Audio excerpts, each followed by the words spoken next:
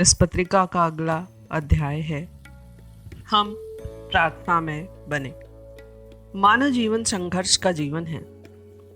जिस क्षण मानव जन्म लेता है उस क्षण से अंतिम पड़ाव तक वह किसी न किसी के सहारे से जीवित रहता है। बाल्यावस्था में उसे अपने माता पिता का आश्रय लेना पड़ता है। बड़ा होने पर उसे भाइयों, संबंधियों एवं रिश्तेदारों का सहारा लेकर काम चलाना पड़ता है और वृद्धावस्था में उसे अपने पुत्रियों का आश्रय लेकर जीवन निर्वाह करना पड़ता है। परंतु ये सब आश्रय क्षणिक हैं। इन सहारों से व्यक्ति अपनी पूर्णता प्राप्त नहीं कर सकता। ये भौतिक आश्रय कुछ क्षणों के लिए भले ही उसे साहस एवं धीरज दे दें, परंतु फिर भी वह अपने आप को असुरक्षित एवं अपूर्ण ही अनुभव करता रहता है। पूर्णता तो उसे तभी मिलती है जब वह चारों ओर से निराश होकर ईश्वर की शरण में जाता है और पूर्ण रूप से अपने आप को ईश्वर के प्रति समर्पित कर देता है। तब उसे अनिर्वचनीय सुख एवं संतोष प्राप्त होता है। मानव की यह कमजोरी है कि वह उच्च सत्ता का आश्रय न लेकर क्षणिक आश्रय में विश्वास करता है। वह अपने मित्रों की तरफ दौड़ता है, भाइयों से सहयोग की याचना करता है, पुत्रों से मदद पाने के लिए उनकी तरफ ताकता है। परंतु जब उसे यह समझ आ जाता है ये सहारे व्यर्थ हैं, इनसे मेरे जीवन की पूर्णता संभव नहीं, तभी वह प्रभु के शरण में जाता है। होना तो यह चाहिए कि वह प्रारंभ से ही अपने आप को इस तरह से तैयार करे कि उसे इन क्षणिक आश्रयों में विश्वास ही न रहे। प्रभु को सर्वशक्तिमान समझे और जरा भी विपत्ति आने पर उन्हीं से प्रार्थना करे। विश्वास और प्रार्थना का आपस में घनिष्ठ संबंध है। प्रार्थना तभी सफल हो सकती है जब हमें उसके प्रति पूर्ण विश्वास हो। यदि हमें पुत्र के प्रति विश्वास ही नहीं है तो उसे किसी भी प्रकार की प्रार्थना करना कोई अर्थ नहीं रखता। जीवन में प्रार्थना ही सबसे मुख्य आधार है, परंतु इसके लिए यह जरूरी है कि हम जो प्रार्थना करें वह विश्वास पर आधारित हो। जब तक किसी कार्य में हमारा पूर्ण विश्वास नहीं होगा तब तक उस कार्य में जीवंतता नहीं आ सकती।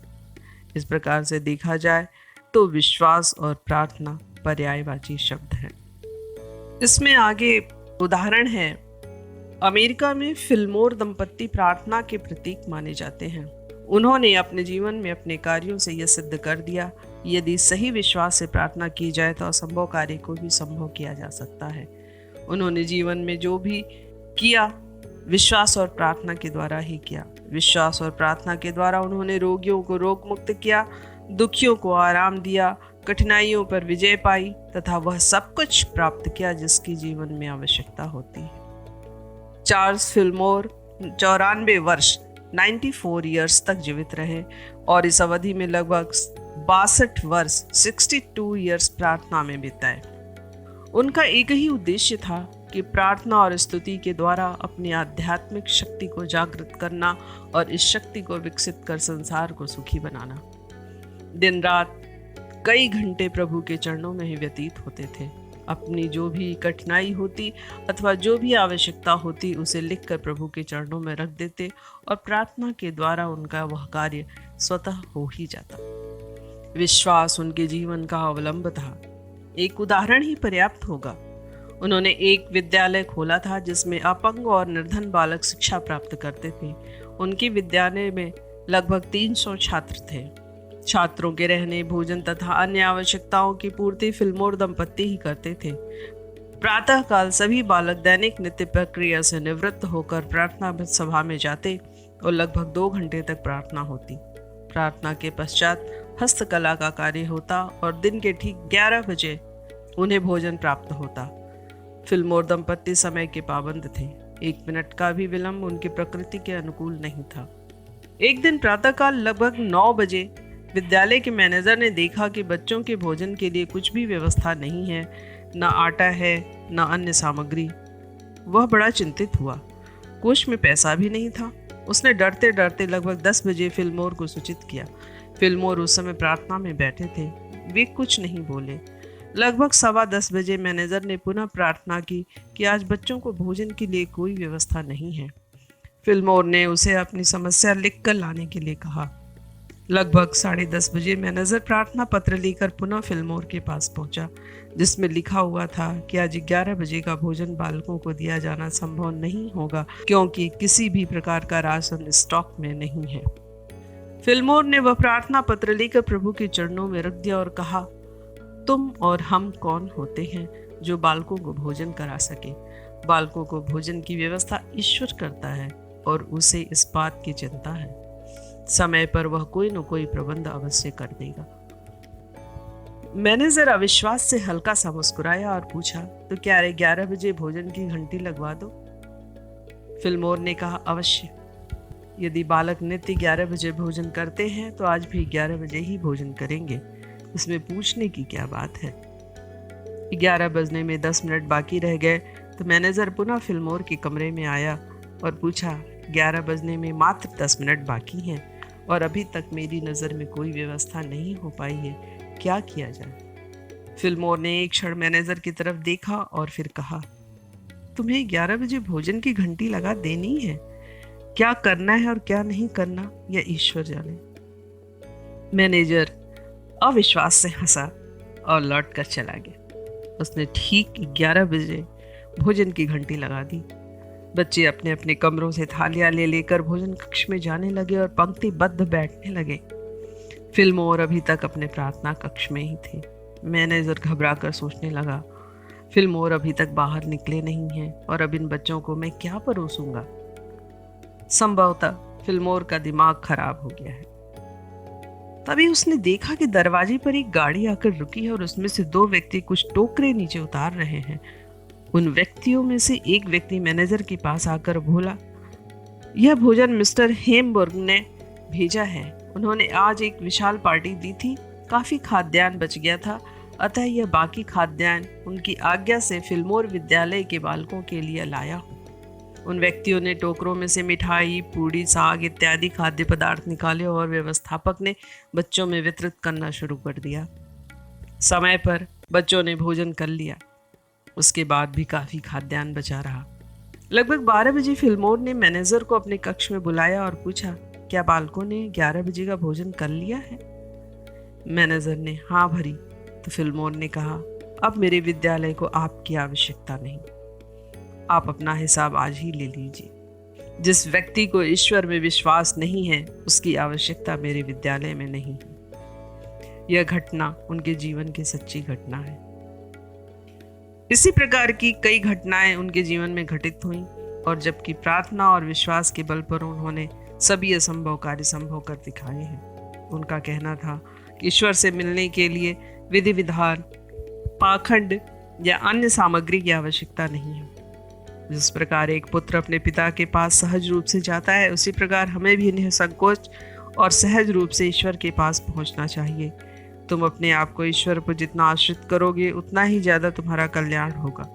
यदि तुमको वस्त्र की, मकान की, विद्या की अथवा अन्य किसी प्रकार की कोई आवश्यकता है तो तुम अपनी समस्या लेकर तुरंत ईश्वर के पास पहुंच जाओ।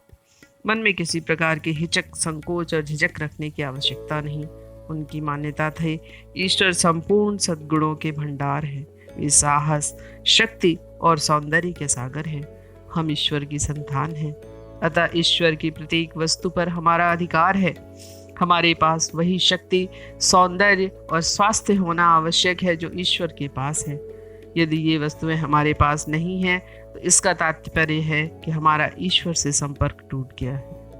हम उनसे अपने संपर्क को खो बैठे हैं। हम अभावग्रस्त क्यों हैं? भूखे और परेशान क्यों हैं? लोग हमारे पास आए ही क्यों? जब हम ईश्वर के हैं तो ईश्वर किसी भी प्रकार के भाव को हमारे जीवन में नहीं रख सकता। यदि हमारे पास सुंदरता की कमी है तो हमें चाहिए कि हम ईश्वर के सौंदर्य पर पूर्ण विश्वास करें। यदि हमारे पास धन का अभाव है तो हम प्रभु के अखंड भंडार पर विश्वास रखें। उनसे प्रार्थना के द्वारा संपर्क स्थापित करें और जब संपर्क स्थापित हो जाएगा तब जीवन में किसी प्रकार का अभाव रह ही नहीं सकता। श्रीमती फिल्मोर का अत्यधिक प्रभाव चार्ल्स फिल्मोर पर पड़ा। श्रीमती फिल्मोर प्रारंभ में बहुत बीमार रहती थी। 41 वर्ष की आयु में ही वह जर्जर और कृशकाय हो गई थी। उनका संदूक दवाइयों से भरा रहता था। डॉक्टरों को समझ नहीं आ रहा था श्रीमती मर्टल फिल्मोर का इलाज किस प्रकार किया जाए। रोग का सूत्र ही उन्हें समझ नहीं आ रहा था। कुछ लोगों ने हवा पानी बदलने की राय दी, कुछ ने अन्य उपाय सुझाए, पर इनसे किसी प्रकार का कोई लाभ मार्टिन फिल्मोर को नहीं हुआ।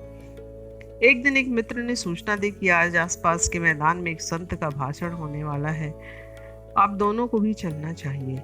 श्रीमती फिल्मोर ने कहा, मैं मरने के करीब हूँ, मेरा मन उदास है, मैं अस्वस्थ हूँ, मैं जीवन में कभी भी स्वस्थ नहीं हो सकूंगी। मेरा सारा जीवन मेरा एक एक क्षण भार स्वरूप है, आदि आदि। पर फिल्मोर के आग्रह पर वह भाषण सुनने के लिए तैयार हो गई। दोनों जब भाषण सुनकर लौट रहे थे तो उन्हें जीवन के बारे में एक नवीन विचार प्राप्त हुआ। उनके तन और मन दोनों को नया आरोग्य मिला। संत के भाषण की उन पर अच्छी प्रतिक्रिया हुई। उन्हें एक विचार मिला, एक नया संबल मिला। यही नहीं, अपितु भावी जीवन के लिए उन्हें एक आधार मिला। भाषण से लौटने के बाद श्रीमती फिल्मोर ने सोचा, यह मेरा शरीर ईश्वर का है, इसे नष्ट करने का मुझे क्या अधिकार है। मैं अस्वस्थ हूँ, इसका एक कारण यह कि मेरा संपर्क ईश्वर से टूट गया है। ईश्वर जब इतना सुंदर और स्वस्थ है तो हम उनकी संतानें अस्वस्थ कैसे रह सकती हैं। मैं ईश्वर की संतान हूँ, अतः मुझ में कोई रोग नहीं हो सकता। उनका मन बारंबार इसी प्रकार की आवृत्ति करने लगा। यह आवृत्ति एक प्रकार से नई चिंगारी थी जो उनके हृदय में बैठ गई। दूसरे दिन का प्रभात उनके लिए वरदान स्वरूप था। उन्हें अपने मन में एक नया उल्लास, एक नया आनंद अनुभव होने लगा। वह एक कमरे में बैठ गई और अपने आप को पूर्ण रूप से ईश्वर के चरणों में समर्पित कर दिया, निश्चल रूप से, एकनिष्ठ भाव से। इस विश्वास से श्रीमती मर्टिल का सारा जीवन ही बदल गया। वह विश्वास उनके हृदय में शरीर के एक एक कण में व्याप्त होने लगा। परमेश्वर की प्रार्थना में उनका विश्वास प्रबलतम हो गया। इस विश्वास और नित्य प्रार्थना का चमत्कारी फल यह हुआ कि 1.5 वर्ष के भीतर भीतर वह पूर्णतः स्वस्थ हो गई। उनके शरीर में रोग नाम की कोई वस्तु नहीं रही। उनका संदूक जो दवाओं से भरा रहता था खाली हो गया। जब रोग चला गया तो उनके हृदय का भय भी समाप्त हो गया। शरीर में नया निखार आया, चेहरे पर स्वास्थ्य की छाप प्रत्यक्ष दिखाई देने लगी। डॉक्टरों के अनुसार यह एक चमत्कार ही था, मगर यह चमत्कार प्रार्थना से संभव हो सकता है, इसे मानने के लिए वे तैयार नहीं थे। उनके पूरे चिकित्सा विज्ञान में ईश्वर नाम की कोई वस्तु नहीं थी, पर श्रीमती फिल्मोर इसका उदाहरण थी। उन्होंने पिछले 1.5 वर्ष में दवा की एक भी टिकिया नहीं ली थी, और इस समय वह जितनी स्वस्थ और निर्मल थी वैसा उन्हें स्वप्न में भी अनुमान नहीं था। जिसके बाद तो पति पत्नी का जीवन प्रार्थना और विश्वास में ही व्यतीत हुआ। हजारों व्यक्तियों की उन्होंने सेवा की और सैकड़ों लोगों के कष्टों को दूर किया।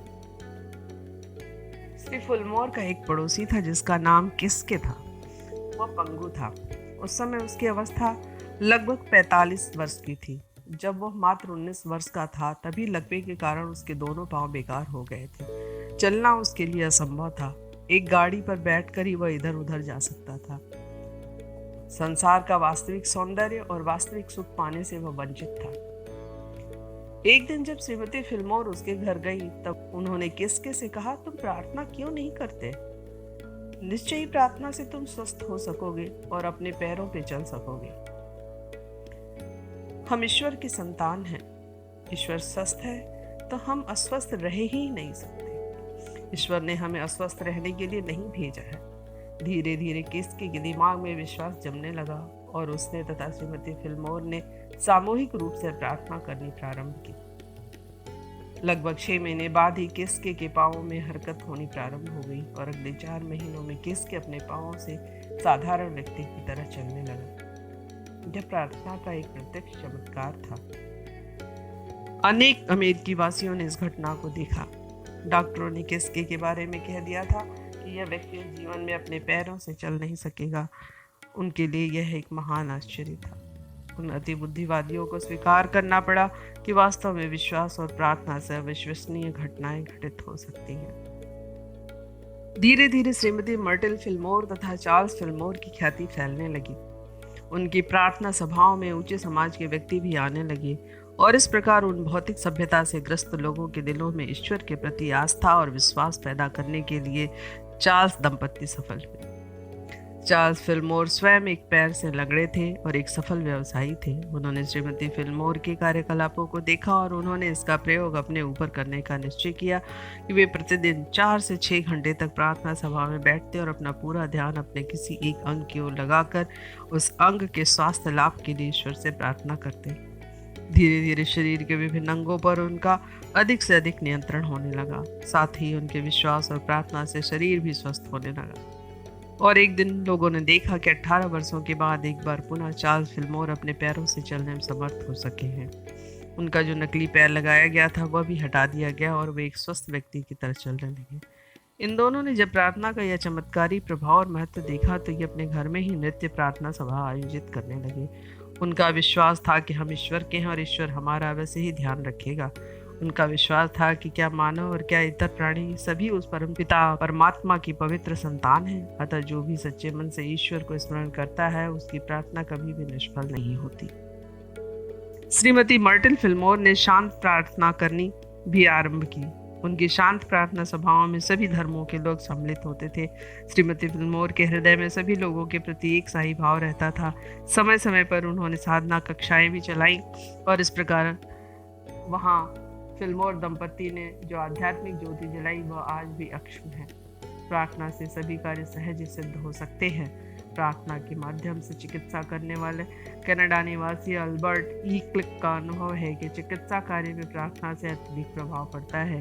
हम जो कार्य औषधि से नहीं कर सकते उससे कई गुना अच्छा कार्य प्रार्थना के माध्यम से कर सकते हैं। अमेरिका में एक पुस्तक प्रकाशित हुई है जिसका नाम टीच अस टू प्रे है। इस पुस्तक में किस प्रकार से प्रार्थना की जानी चाहिए इसका विस्तृत वर्णन है। इसमें लेखक ने लिखा है कि चिकित्सक और बीमार दोनों को इस बात में विश्वास होना चाहिए कि प्रार्थना से हम अपने शरीर को सुदृढ़ बना सकते हैं। आरोग्य लाभ के लिए किसी पूजा या पाखंड की आवश्यकता नहीं है। आवश्यकता इस बात की है कि हमारा हृदय निष्कपट और पवित्र हो तथा हम निश्चल हृदय से प्रभु को स्मरण कर सके। प्रार्थना का प्रभाव उसी व्यक्ति के लिए संभव है जो बीमारी को भी ईश्वर का वरदान समझता है। प्रसिद्ध पाश्चात्य चिकित्सक हीलर अल्बर्ट ने हजारों लोगों पर परीक्षण करके यह सिद्ध किया है कि दूषित एवं अस्वस्थकर भोजन से शरीर पर उतना अधिक प्रभाव नहीं पड़ता जितना दूषित मनोवृत्ति एवं कुत्सित विचारों से पड़ता है। प्रार्थना के माध्यम से उन्होंने हजारों लोगों के रोगों का निदान किया। अल्बर्ट क्लिक ने अपने प्रसिद्ध पुस्तक प्रे में एक उदाहरण देते हुए बताया है कि एक महिला अपने इकलौते पुत्र की बीमारी से अत्यंत चिंतित थी। उसकी चिकित्सा पर उसने पानी की तरह पैसा बहाया पर बच्चे की स्थिति दिनों दिन बिगड़ती ही चली गई। जिस समय वह अपने बच्चे को लेकर मेरे पास आई उस समय बच्चा अत्यधिक रुग्ण तथा कमजोर हो गया था। वह बड़ी उद्विग्न थी और यह आशंका उसे बराबर खाए जा रही थी कि मेरा पुत्र अब ठीक नहीं हो सकेगा। मैंने उसे बिठाया, पहले इधर उधर की बातें की, फिर उसके हृदय में ईश्वर के प्रति विश्वास पैदा किया और जब उसके हृदय में ईश्वर के प्रति विश्वास सुदृढ़ हो गया तो मैंने उससे कहा, आओ अब हम दोनों इस बच्चे के स्वास्थ्य लाभ के लिए ईश्वर से प्रार्थना करें। हम दोनों ने बैठकर शुद्ध एवं सात्विक रूप से प्रभु को स्मरण किया और बच्चे के स्वास्थ्य लाभ के लिए प्रार्थना की। हमें यह देखकर अत्यंत आश्चर्य हुआ कि सुस्त और बेजान सा बालक स्वस्थ होने लगा। उसने आंखें खोली और कई दिनों के बाद पहली बार दूध मांगा। उसके बाद हम नित्य केवल 15 मिनट के लिए उस बच्चे की स्वास्थ्य कामना के लिए प्रार्थना करते और मात्र 15 दिन में ही वह इतना स्वस्थ हो गया कि आसानी से उठकर चलने फिरने लगा। अन्य चिकित्सकों तथा डॉक्टरों के दल को यह विश्वास नहीं हो रहा था कि मात्र प्रार्थना से इतना आश्चर्यजनक परिवर्तन हो सकता है। गठिया एक भयंकर रोग है। चिकित्सकों के अनुसार यह रोग मन की अशांति और परेशानी के कारण होता है। जिस व्यक्ति के चित्त में अत्यधिक चिंता होगी उसे गठिया रोग शीघ्र हो जाएगा। चिकित्सक मिस्टर बियर्ड ने बताया है कि मैंने अपने जीवन में 2000 से अधिक लोगों की गठिया का निदान एवं उपचार प्रार्थना के माध्यम से किया है और इसमें मैंने पूर्णतः सफलता प्राप्त की है।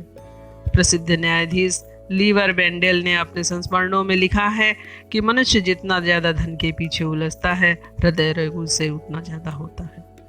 यदि व्यक्ति नित्य प्रातः केवल 15 से 25 मिनट तक समस्त चिंताओं को छोड़कर अपने स्वास्थ्य के लिए ईश्वर से प्रार्थना करे तो उसे जीवन में कभी भी हृदय रोग नहीं हो सकता।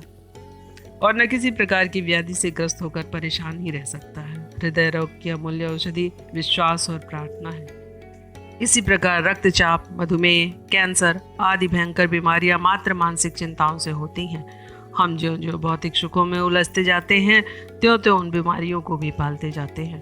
चौबीसों घंटे का हमारा चिंतन मात्र भौतिक सुख तक ही सीमित रह गया है और इसलिए हमारे मन, मस्तिष्क एवं विचार ईश्वर से दूर हटते जा रहे हैं। यदि हम इन 24 घंटों में केवल आधा घंटा सांसारिक प्रपंचों से मुक्त होकर प्रभु के चरणों में अपने चित्त को लगाएं और उनसे अपनी परेशानियां कहें, तो कोई कारण नहीं कि हम अपनी भौतिक समस्याओं से मुक्ति न पा सकें। पाश्चात्य साधकों और भारतीय साधकों का यह दृढ़ विश्वास रहा है कि प्रार्थना के माध्यम से हम असंभव से संभव कार्य को संभव कर सकते हैं। अनेक साधकों ने इस पर परीक्षण भी किए हैं और उनका यह विश्वास दृढ़ बना है कि रोग मुक्ति, संतान प्राप्ति, शत्रु पराजय, परीक्षा में सफलता, दुष्ट आत्माओं से छुटकारा, मानसिक शांति तथा यश सम्मान की प्राप्ति आदि कार्य प्रार्थना के माध्यम से हम संभव कर सकते हैं और अपनी समस्याओं से छुटकारा पा सकते हैं। यहाँ इस बात का विशेष ध्यान रखना चाहिए कि प्रार्थना शुद्ध हृदय से हो और उस समय अपने आसपास का वातावरण अत्यंत पवित्र, सौम्य और सुरुचिपूर्ण हो। प्रार्थना का तात्पर्य केवल प्रार्थना है और कोई दूसरा चिंतन नहीं। अतः प्रार्थना करते समय हम अन्य समस्याओं से मुक्त होकर निश्चल हृदय से ईश्वर की शरण में जाएं, फिर भले ही हम इसके लिए 15 मिनट का ही समय दे सकें। हम अपने निश्चय में तथा कार्य में अवश्य ही सफल हो पाएंगे। महामना मालवीय प्रार्थना में अत्यधिक विश्वास करते थे। एक बार एक महात्मा ने इनसे पूछा कि कोई ऐसा उपाय बताइए कि जिससे मृत जीवन की परेशानियां, समस्याएं मिट जाए। मालवीय जी ने उत्तर दिया कि परेशानियां और समस्याएं तुम्हारे जीवन में इसलिए हैं कि तुम अभी तक वाणी से भले ही प्रभु के निकट हो, पर मन और आत्मा से उनके निकट नहीं हो। जिस दिन तुम विगलित कंठ से प्रभु को स्मरण करोगे और अपने दुखों से मुक्ति पाने के लिए उनसे प्रार्थना करोगे, तब एक क्षण भी नहीं लगेगा और तुम प्रभु के सन्निकट पहुंच जाओगे। जब ऐसी स्थिति आ जाएगी, तब तुम में और प्रभु में किसी प्रकार का कोई भेद नहीं रहेगा और इस प्रकार तुम अपनी समस्याओं से मुक्ति पाकर अपने गंतव्य स्थल तक पहुंच सकोगे। महात्मा गांधी का संपूर्ण जीवन प्रार्थना में रहा है। बापू कहते थे कि ईश्वर प्रार्थना मानव जीवन का अनिवार्य अंग है। मनुष्य खाए बिना एक सप्ताह या इससे भी अधिक जीवित रह सकता है, पर प्रार्थना के बिना वो एक क्षण भी कैसे जीवित रह जाता है, इस बात का मुझे आश्चर्य है। जिस दिन उनकी प्रार्थना समय पर नहीं हो पाती, उस दिन उन्हें अत्यधिक व्यथा होती थी। बापू का नियम था कि वे नित्य सोने से पूर्व प्रभु से प्रार्थना करके अपने अपराधों की क्षमा मांग लेते थे।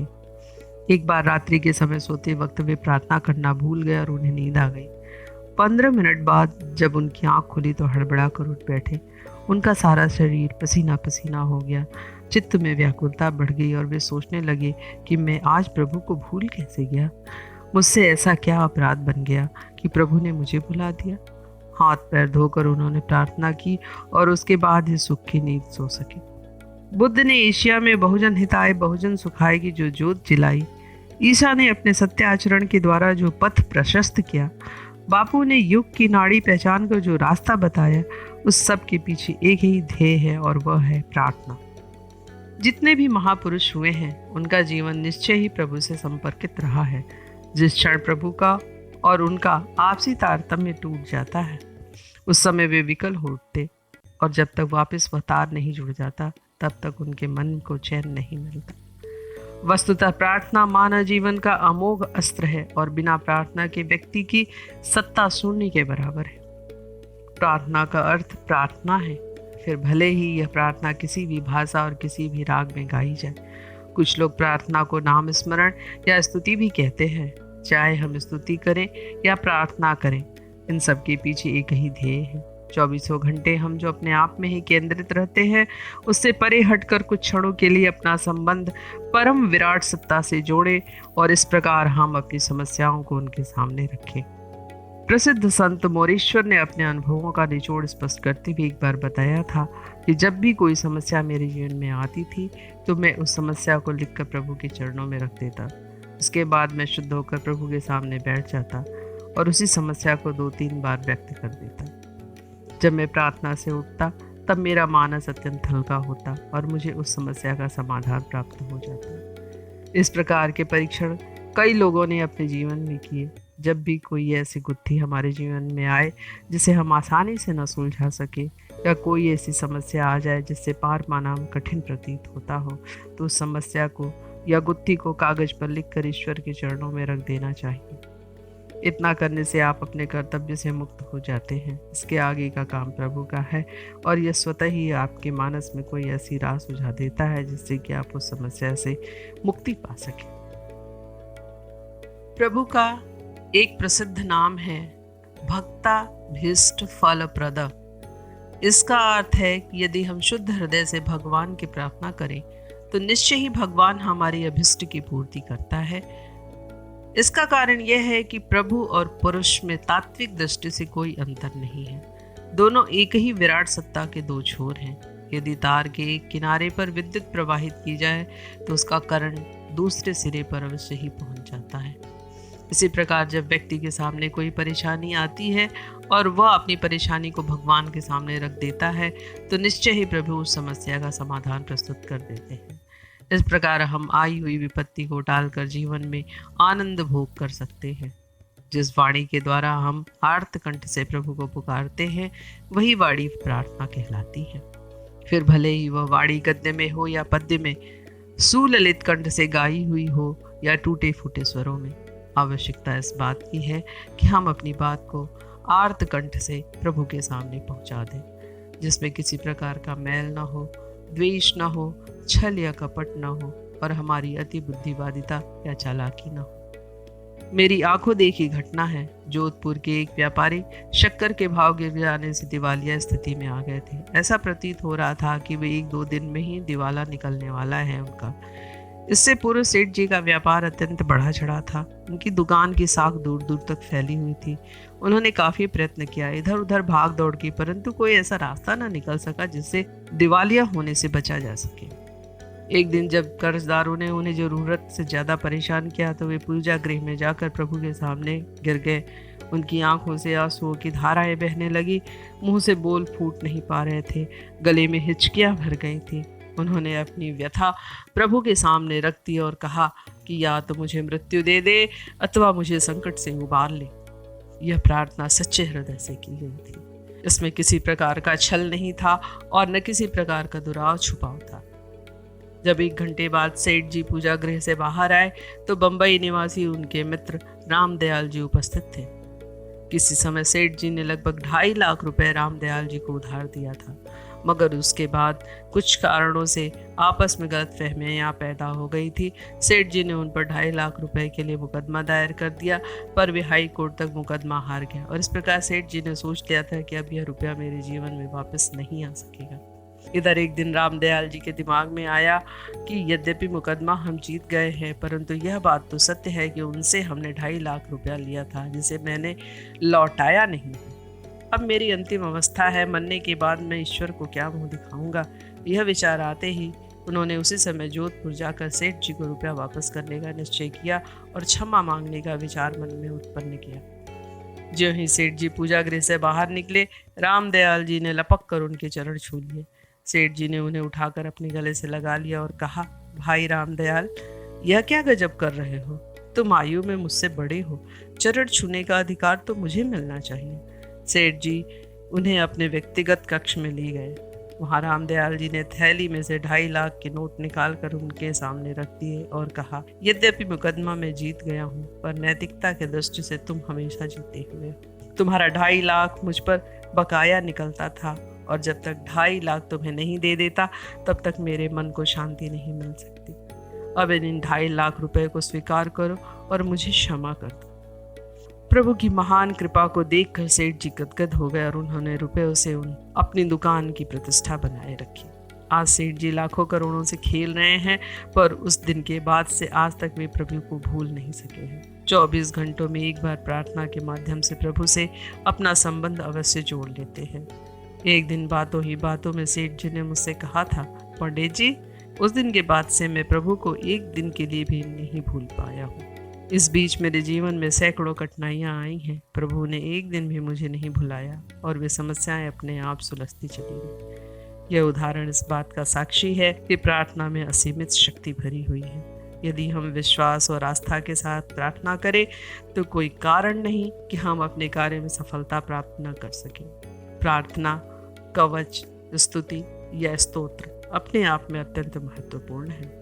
उनमें शब्दों का संगोपन इस प्रकार से होता है कि वे अपने आप में एक समष्टिगत प्रवाह को उत्पन्न करने में सक्षम हो जाते हैं। सैकड़ों लोगों द्वारा यह प्रयोग अनुभूत है। इसके लिए कोई अन्य विधि विधान या कर्मकांड की आवश्यकता नहीं है। किसी भी प्रकार के ब्रह्मचार की जरूरत नहीं है। आवश्यकता केवल इस बात की है कि स्तोत्र या प्रार्थना नियमित रूप से हो, शुद्ध एवं सात्विक रूप से हो तथा विश्वास का आधार लेकर। यदि इस प्रकार से प्रार्थना की जाए तो हमारे जीवन में किसी प्रकार की कोई समस्या रह नहीं सकती है। इस अंक में हजारों स्तोत्रों एवं स्तुतियों में से छांटकर केवल उन स्तोत्रों का ही संकलन किया गया है जो कि अपने आप में अद्वितीय है एवं कार्य साधन में सहायक है। इनका विधि पूर्वक पाठ करने से मनुष्य अपनी समस्त इच्छाओं की पूर्ति कर सकता है, इसमें कोई संदेह नहीं है। धन्यवाद। ओम परम तत्वाय नारायणाय गुरुभ्यो नमः। मंत्र राज। डॉक्टर नारायण दत्त श्रीमाली पूज्य गुरुदेव के शब्द हैं। मैंने अपने जीवन में लगभग सभी देवताओं की साधनाएं संपन्न की हैं और उनके प्रत्यक्ष दर्शन किए, पर गणपति साधना शीघ्र एवं निश्चित फलदायक अनुभव हुई है और इसमें भी गंग गणपतये नमः श्रेष्ठ मंत्र है। प्रत्येक विषम परिस्थिति में इसका जप कल्याणकारी है। पति पत्नी के मध्य मनमुटाव, पारिवारिक कलह, व्यापार में घाटा, सरकारी झंझट, भीषण व्याधि आदि सभी लौकिक कष्टों को दूर करने में यह मंत्र रामबाण के समान है। इस मंत्र की नित्य 108 मालाएं फेरें और तब तक यह क्रम चालू रखें जब तक कार्य सिद्ध न हो जाए। जो यज्ञोपवीत धारी न हो उन्हें ओमकार को छोड़कर केवल गंग गणपतये नमः मंत्र का जप करना चाहिए। यह परम मंगल कारक मंत्र है। पूज्य गुरुदेव की जय।